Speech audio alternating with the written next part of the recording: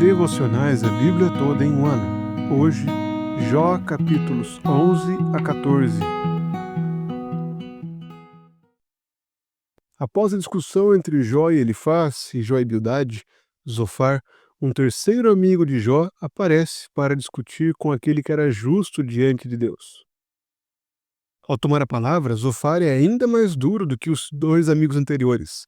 Zofar diz que Jó está sofrendo menos do que era necessário. Ele declara no versículo 6 que Deus permite que seja esquecida parte da sua iniquidade. Zofar então soma a justiça de Deus à misericórdia também. Ele fala que Jó deveria sofrer ainda mais, mas Deus estava esquecendo parte da sua iniquidade. Por isso ele estava sofrendo menos do que deveria. O que vemos, portanto, no capítulo 11 é que Zofar tem uma boa teologia.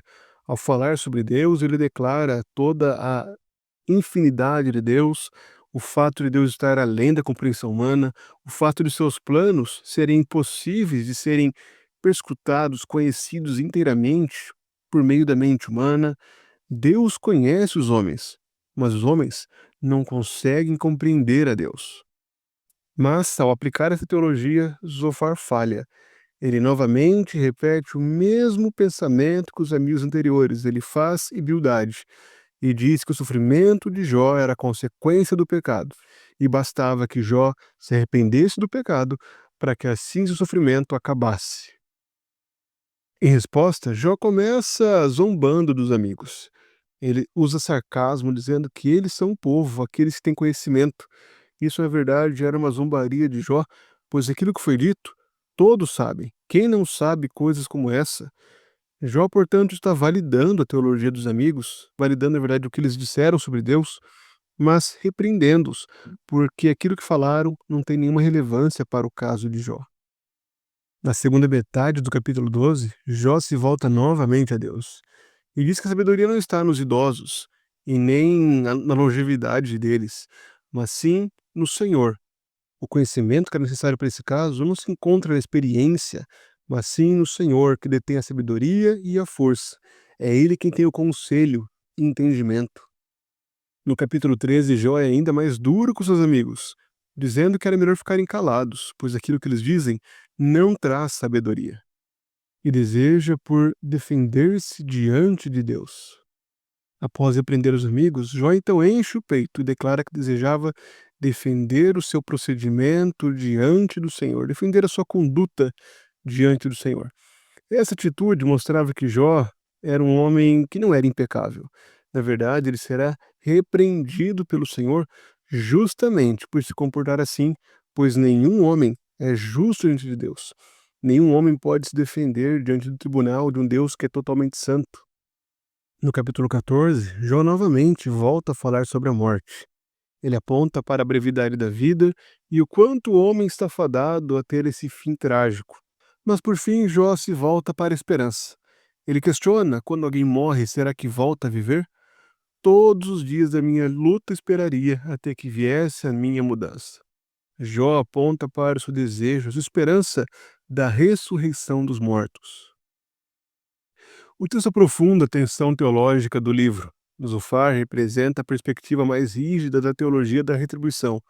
Deus é sempre justo e o sofredor é culpado. Jó, por sua vez, recusa esse raciocínio simplista e expressa sua dor, seu desejo de discutir com Deus e sua indignação com a insensibilidade dos amigos, com o seu orgulho deles em acharem que detêm a sabedoria. O autor ele busca desconstruir aquela visão pós-exílio da justiça divina que atinge apenas pecadores, mas mostrar que o sofrimento ele coexiste com a integridade. Portanto, o propósito da passagem era ensinar ao povo de Deus, especialmente os israelitas do período pós-exílico, que o sofrimento não pode ser interpretado simplisticamente como punição divina pelo pecado oculto. Jó desejava uma audiência diante de Deus. Ele queria defender a sua conduta, a sua causa diante do Altíssimo. Porém, isso não é possível, pois nenhum homem consegue convencer a Deus. Nenhum homem pode debater com Deus a respeito da justiça, pois Deus é totalmente justo. Entretanto, nós desfrutamos de alguém que intercede por nós.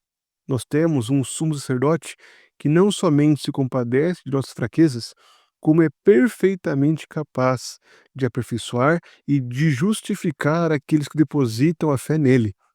Nós, ao depositarmos a fé em Cristo, somos justificados pela fé e agora temos paz com Deus. Por outro lado, Jó também demonstra um exemplo, um tipo de Cristo. Jó ele se coloca diante de Deus confiando no Senhor. Da mesma forma, Cristo, diante da aflição da cruz, confia no Pai e coloca todo o seu ser diante do Pai. Esses textos repetem aquilo que temos falado nas outras devocionais. A dor, ela pode coexistir com a integridade espiritual. O sofrimento nem sempre está ligado ao pecado, nem sempre é resultado do pecado. Portanto, devemos ser sábios no modo como julgamos o sofrimento alheio.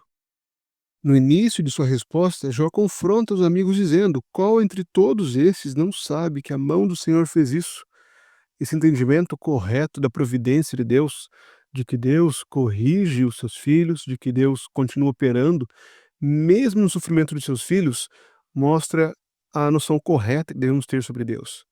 Deus governa sobre todas as coisas. O nosso sofrimento nem sempre está ligado ao pecado, mas sempre está ligado à providência de Deus. Deus dirige a nossa vida para a sua glória, para que sejamos conformados a Cristo, e devemos, portanto, confiar e descansar nele. Também não devemos cair no erro de Jó de acharmos que somos autossuficientes. Nós não temos o direito de nos apresentar diante de Deus, nós não temos nem condição de defendermos a nossa causa diante de Deus. Todos nós precisamos de Cristo. Que nos momentos de sofrimento, quando estivermos angustiados e aflitos, nós descansemos em Cristo, sabendo que tudo o que precisamos está nele. É Ele quem intercede por nós, é Ele quem age em nosso favor, é nele que encontramos forças para vencermos as aflições, o sofrimento e as lutas desse mundo.